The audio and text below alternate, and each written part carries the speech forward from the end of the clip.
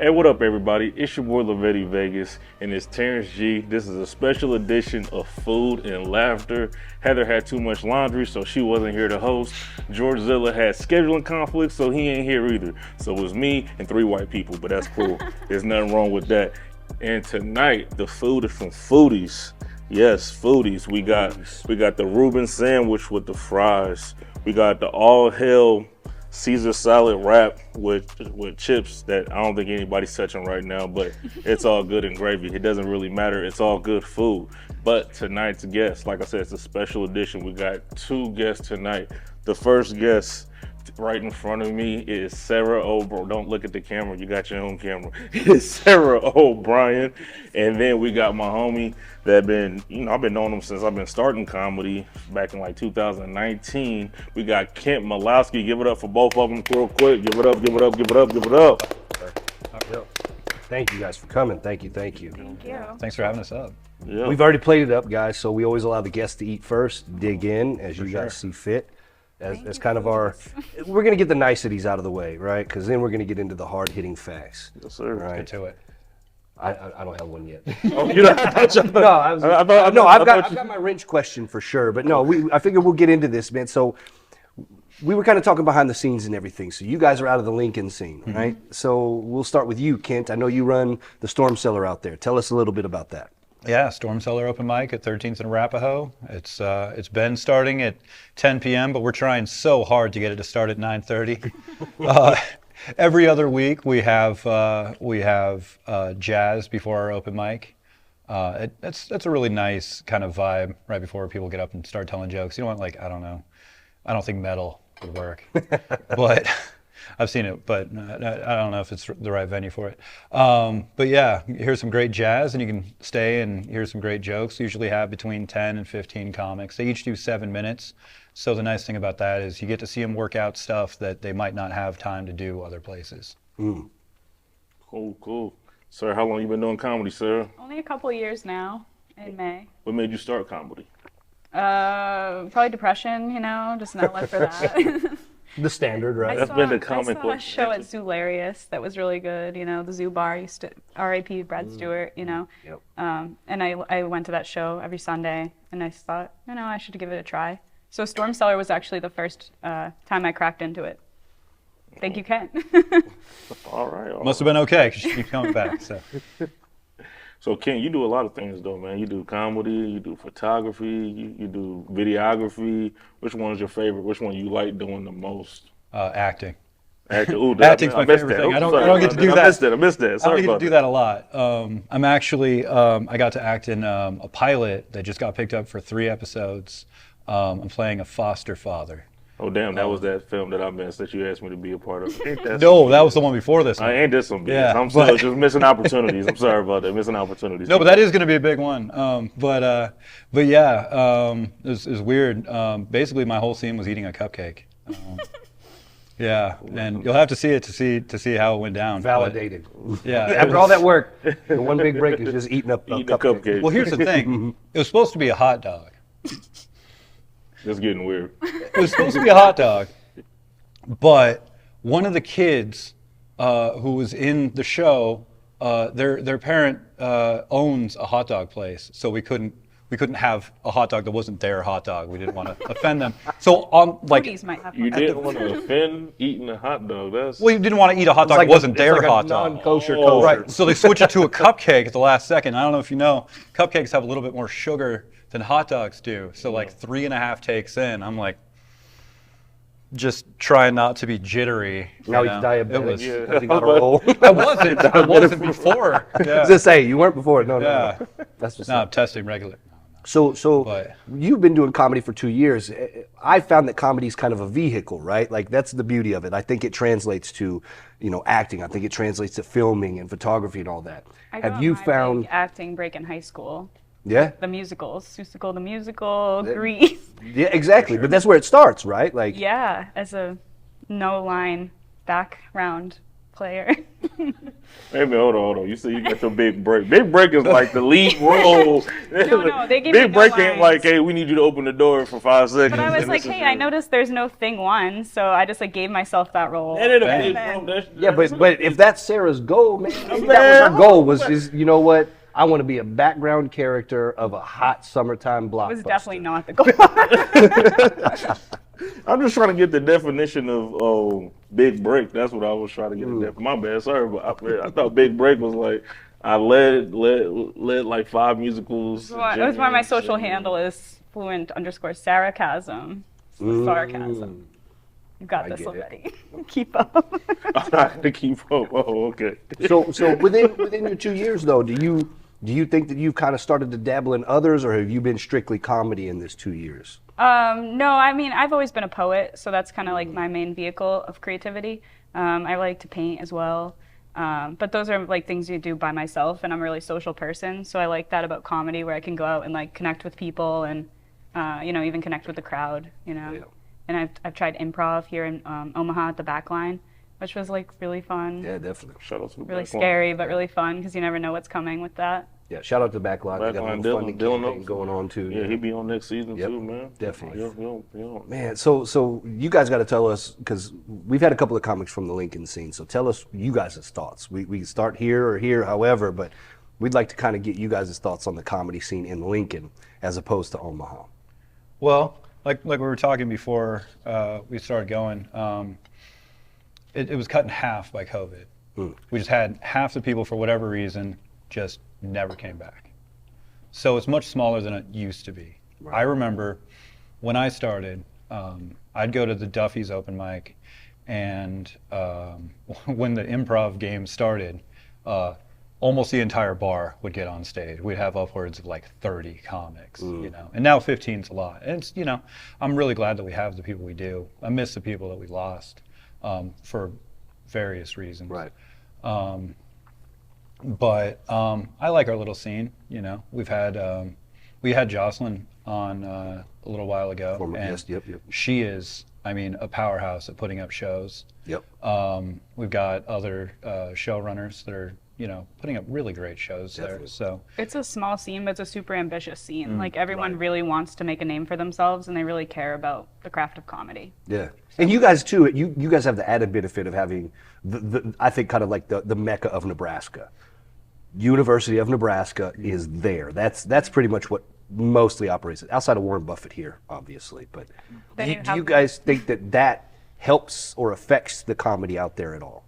well, it definitely affects it. At Duffy's. Yeah, if we're talking about Duffy's, definitely, because we'll have pinnings that'll happen at Duffy's before the open. Just like a mic. fake wedding. Like, Yeah, with like a sorority and a fraternity, right? And then they'll hang around for comedy, but they're not here for comedy, so it's they try to it's take usually the stage pretty time. rough. Yeah. Yeah, sometimes they try to go up. Yeah, Or just heckle you or whatever, But Heckling it makes Duffy's? for an interesting time. that happens at Duffy's. Yeah, we don't get a lot of college students except for the comics at the Storm Cellar. All right, I'm gonna just ask him, man. Do it. All right, who y'all don't like in Lincoln or Omaha thing? We just want to know, man. Drop it down, man. Right off. Come Yeah, on, drop who it, y'all man. beefing with? Who y'all beefing You don't with? actually I don't have to know. answer it. I'm Who y'all- just gonna I pick a honestly- big fight Who y'all with this beefing with? Who sandwich. y'all don't like it? We That's want to That's know. absolutely, yeah. Get Drop into that the room. names. Come on. Yeah, honestly, I don't have any problems with anything. Boo. No, I don't. I did. I definitely did. But they're not doing anything, so there's not really a lot I can say about them. Yeah, and it's always that thing too. Like, if they're not doing anything, what's that? I'm old being saying? magnanimous. We want you not to be. I would say I was the problem for a while because I was like, when I first started going to comedy, I didn't know how it operated, so I was like interacting with the comics while they were on stage, aka heckler, and then I learned the hard way that that's not cool. See, I think that's one thing that we gotta learn too. Like, there's good heckling, there's bad heckling. That's good heckling. Like, if somebody's having a good time, too many comics are like, "Ooh, this is my chance to shine," and then they'll just jump down that heckler's throat.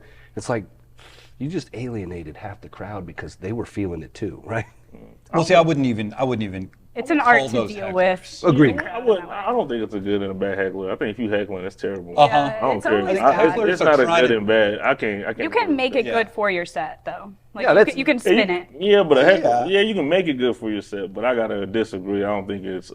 You don't set out to want hecklers. No, you definitely don't want them, but You don't. I would prefer a good heckler versus the bad heckler. Somebody that's in there chiming in because you know they're having a good time, because typically you can redirect them a little bit easier and then kind of let them on their feet. Whereas when you get angry hecklers just don't want to stop. They want to see you outside in the parking lot.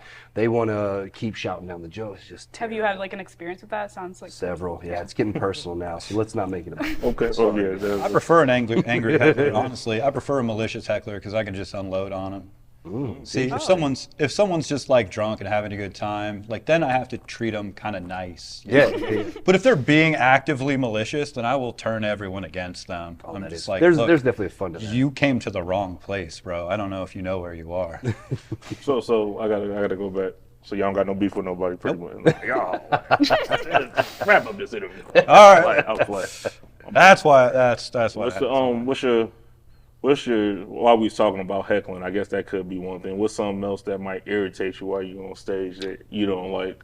When you go to a show, let's say you go to a show, and what's something that just you don't like what's going on when you walk in? Like I had a show and they kept the TVs on. I'm like, well, damn, really? You know what I mean? Oh, yeah. I've heard that's an East Coast thing, actually, like Well, a Boston thing. I used to do open mics in Boston, but it was for poetry at this place called the Bebop, and it's an Irish bar, so everyone's talking while you're on stage the whole time. And comedians would go up, musicians, whatever. Musicians had a little better luck at like quieting the crowd down, but I'm like used to performing in places where no one's paying attention to you, everyone's talking over you, but it still annoys me. Like that's what annoys me the most. Right. I'm a Leo, so I like need the attention. I'm like, what are you guys doing? Yeah. What about you, Ken? Well, just generally, you don't have to be heckling. You can just be like, honestly, more offensive than heckling is ordering a drink loudly. You know what I mean? if you're taking the set to be like, okay, yeah. Now Sharon, what did you want? Yeah, how many olives? Like if you're yelling, how many olives? Or the bartender just starts shaking like really loudly. I mean, they're You can they're sabotage earning their money, I someone's set. understand. Yeah, that's okay. I think they're working, but like you can, as an adult, like when I was a child, we were taught this. They taught us in school, like when you have an assembly, you be respectful, you be quiet, you listen. This is a thing I was taught as a child, and I was like 7, 8. I learned it late. The point is, they never did. And I'm like, sir, you're 45. Like, It's crazy the amount Yeah. of people that don't, man. Like, well, a big piece of it insane. is these are people who will never try it. And so, it's really easy to be like, well, I would have done better. Yeah. Because they'll never have to prove it. That's true. That's true. What's your comedy influence? Starting with Sarah. What's your comedy influence? I used to watch Chelsea Handler, like Chelsea Lately, all the time when I was younger. So I kind of got used to her style of, rough around the edges and a little sassy. Yeah, a little like, edgier. Yeah. Nice. Okay. I like Taylor Tomlinson right now, too. Okay, She's yep. blowing up. For sure. What do you like, Kent? Bill Hicks. No, everyone says Bill Hicks. Bill Hicks is great. But I met Mitch Hedberg a couple months before he died. Oh, wow. And that was a pretty big impact. I met Ralphie May about a year before he died. Basically, if you're a professional comedian, Yeah, I don't want to meet. do not shake my hand. Yeah, we don't.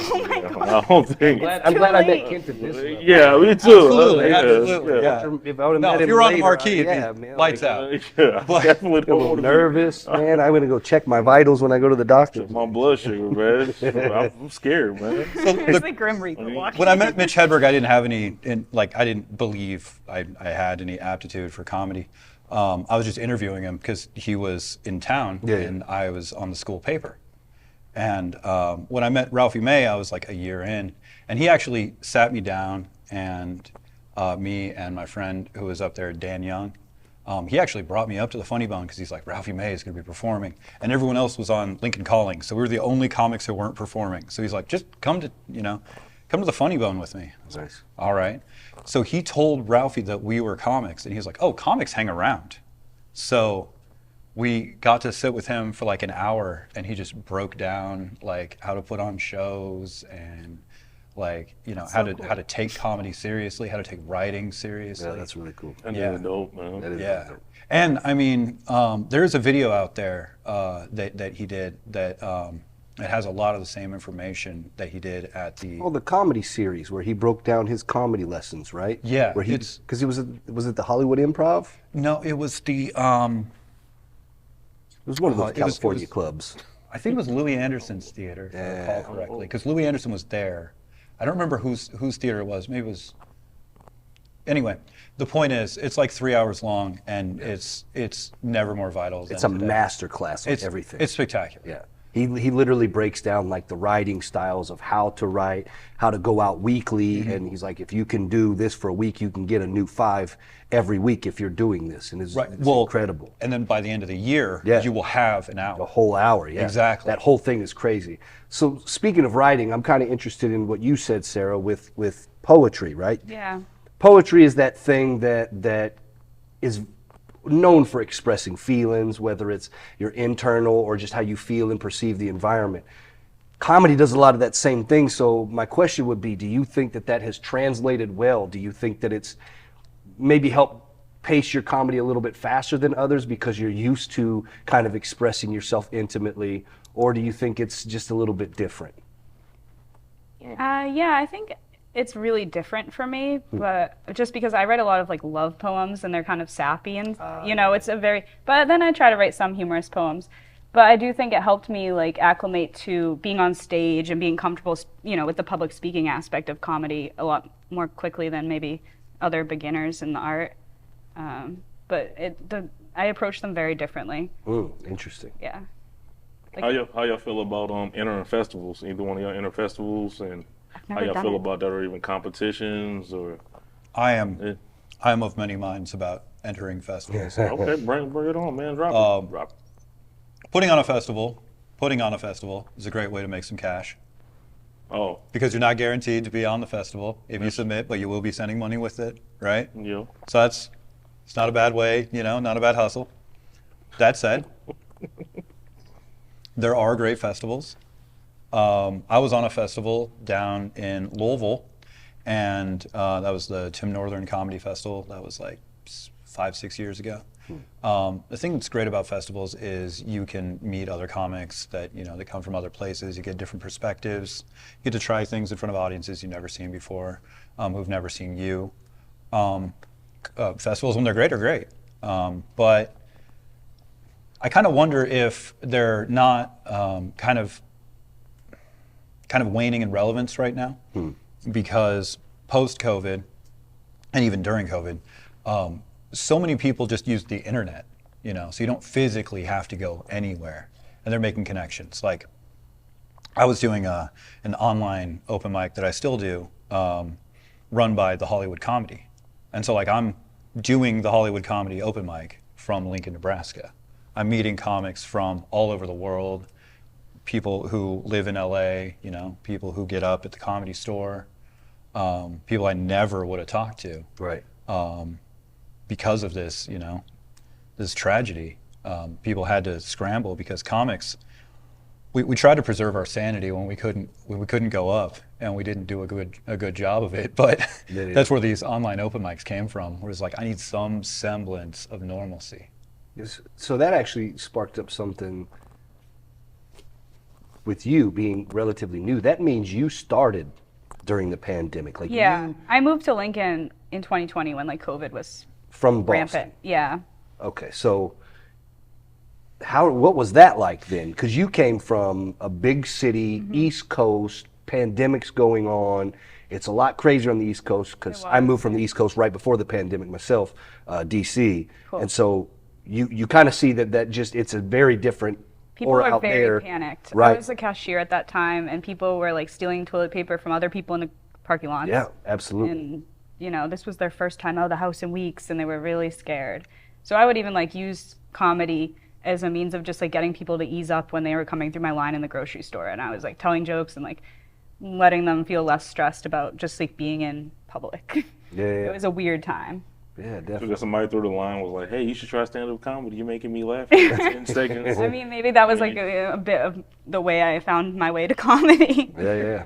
But yeah, it Don't was tell nobody that. it was Just weird. fuck it up. Yeah, I didn't start comedy during like the high pandemic, I guess. Like he was talking about like when they were putting the, what do you call them, condoms on the microphones. Oh yeah, the microphone con. Yeah. Yeah. They were basically doing that. We For a used those while, at the storm cellar. Yeah. We always made sure, because you're sharing germs with every comic that goes on stage, plus the host, plus whoever was there before, Well, there was a lot of nerves about it too. Like at least for me, I was like, came out here and I was like, well, I think we'll be okay, And then you kind of see everything. It got nervous. It was just crazy. Well, breathing's kind of important. So when there's a, You just got to do it, right? Yeah. so when there's something that that endangers that, and you start to think, wow, what would that be like if that attacked me?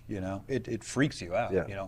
I stopped watching the local news for a while because I had a moment where they were like, all right, one of the symptoms is you can't get a full breath. And I was like, I spent 3 hours just being like, was that a full breath? How many what is cubic a full centimeters? Yeah, like they didn't give me nearly enough information. Yeah, so I stopped. That stuff. Oof. So do you think that shaped your comedy, like starting out at all? Or is it just kind of, it was a blip on the radar and now we're just here? I think, yeah, it was like all part of the path, I guess. Like when I moved to Lincoln, I started bartending at this really shitty dive bar. And shout out First Avenue. But yeah, I don't work there anymore. And I would just tell jokes to the customers. And, I had to wear a mask at the time.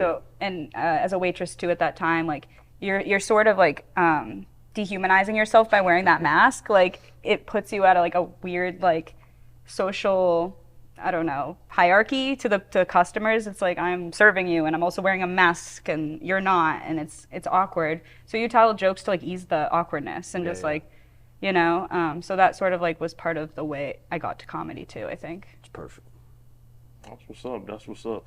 Do y'all think there's any jokes that's like off limits or something you think people shouldn't say? I mean, everybody has I think their thing, man. I think bad jokes about certain topics are always off limits, but I don't think any topic specifically is off limits. And there's evidence all over of that, because regardless of what you're thinking in your head right now of a thing you can't tell a joke about, there is a comic, I might not be him, but there is a comic who can twist it in such a way.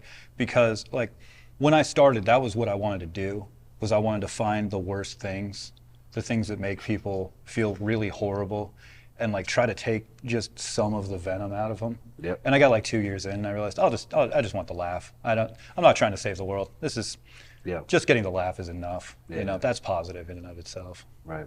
Well, the first time I heckled was at a Boston comedy club, and it was like the club owner going on stage, and he told a really awful sexual assault joke, and I was just like, your last joke was funnier. Yeah. And like that was my way of saying like that was not cool to joke about, because like as a survivor myself, I'm like, for me that's off limits. But I've even tried to tell a joke about my like experience and like spin it in a way that's funny. Haven't made it work yet, but I do think there's a way, like Ken's saying, that you can make anything funny, and we sometimes need to do that to cope with our experiences. Yeah. Agreed. Yeah, I agree with that. What is something that you want to debunk that people think about that they think is fact but really is fiction about yourselves? Start with you, Ken. Deep. What do people think of me? I don't know. This seems pointed. Right? It does. Where's people this coming saying from? Oh my God! We got nothing but dirt on. We got both of 5 us. minutes We just want to see what y'all know. We did background checks before y'all got here. Oh, that Still let was us true. You in. never would have let me in. All right, so I don't know. I've got a reputation for having kind of a hard edge sometimes, and that's in part because I have to run this open mic. People don't understand when you're running shows, you kind of got to be a jerk. You have to be a jerk. I mean, and just open mics in general, because you have so many personalities that you have to, You run have to with be cats. very even keel to be able to just. There's some that are up here and some down here. Yeah, and absolutely. And that's the thing is like, often what I'll do is I'll go by the order that I see people. Yeah. But sometimes I'll see like 3 comics in a row that I'm like, maybe if I shift one over to here, that'll be a better experience for the audience. So it's just a little more variety, instead of getting a chunk of this specific type of comic and then, go on to everything else. I don't know. You got the floor, man. Still coming through? Yeah, I've been told I drink too much, and that's something I'm working on. Like at the mics? Oh yeah, Before like you when go? I first started, when I was like heckling, that's because I was drinking too much, and I had to Did you address need the that. courage to get on stage? Yeah. Kind of start there. That was definitely It's it. dangerous waters. Yeah. That's how you create non-waters. drinking issues. Yeah. Well, why don't you, because we're kind of wrapping up here, why don't you tell everybody where we can find your social media handles, what you guys got going on, tell them where we can find you, all of those things. Cool. My Instagram is Sarah O'Brien Comedy, and I have a Twitter handle at fluent_sarcasm, no H, just SARACASM. I'm going to be doing a show with Lavell in Independence, Missouri this month. Oh, it's April. Yeah, next week. By the time this Yeah, airs, they ain't April gonna know. It's all 15th. good. If you want to catch me there, and then that's all I have in the foreseeable future. So, For now. yeah. For sure. Stay We're building. What about you, Kent? I just started my photography website. It's kentmphotos.com. I own kentmphotos.com. What's up? That's what's For up. this year. What's up? No one take it. I don't know if there are any other Kent M's that do photos, so I think I'm probably okay. Kent M Photos is also my Instagram because I realize people don't want to spell out Masloskie. I'm going to be doing Serenity Doherty's show, Gender Fluids. That'll be on the 21st of this month. And then I'm doing a showcase at the Storm Cellar, which is called the May the 4th Be With You showcase. Very original. Yeah, you can't imagine what date that'll be, I but it'll be can't May imagine. 4th at the I wonder Storm what the Cellar. theme would be. Shout out to R2D2 and That's right. Yeah. It's a beautiful thing. I love this set. I tell you it every time. I love Oh, this it's fantastic. set. Definitely. Well, we appreciate y'all. Yes, We thank y'all appreciate so you, much. Kent. We appreciate you, Sarah. We appreciate the food from Foodies. It was great. Yes. Appreciate KPAO for letting us do the damn thing. Terrance, it's just me and him today. I don't know why, but it's cool. He did his thing. He has no hat. I don't know who this guy I wanted is. to prove that I have a hairline unlike the rest of my coworkers. He didn't want to. He wants to make sure he had that, and it had a LeBron hairline under there. But we appreciate everybody. This has been a great episode of Food and Laughter. Y'all have a great night. Thank you. Oh.